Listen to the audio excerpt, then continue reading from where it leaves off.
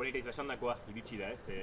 Egun handia, dagoeneko lehiaketa bezperan, nola sentitzen zea, nola ikusten duzu zure burua, ez? Europako maratoi txapelketa horretarako. Bueno, urduri, pixka bat urduri, ez? Normala dan bezala, orduak aurrera dozen bezala, gero eta urduriago.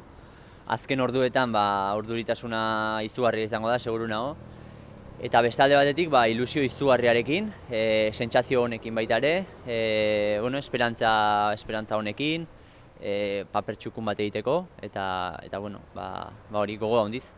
Esaten genuen, inork ez dizula exigentzia maila altuegia jarriko, esperientzia honetan ere, pixkanaka ari zea zure markak hobetzen, zure,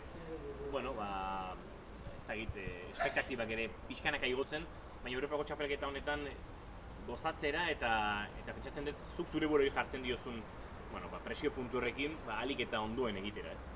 Hori da, azkenean, esan bezala, ez? Azkenean presioa askotan esaten da ez dela oso lagungarri izaten, eta nik hori nahi dut baliatu, zerbait aldeko bezala, ez? Presioa nik ez dut nabaritzen kanpokaldetik, asko egin den nik uste dut, azkeneko urte gutxietan onaino iristen, eta nik uste dut jendea eta orokorrean inguruko jendea oso betea sentitzen dela, ezta? Eta eskatzen zaidana da hemen ahalik eta txukunena egiten.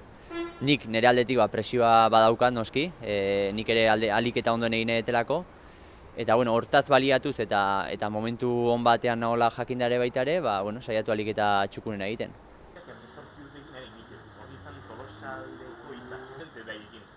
Joko olimpikotan rojo anaiekin eta inola reportaje. Hombre, kantzak izan izan, hijo de pez.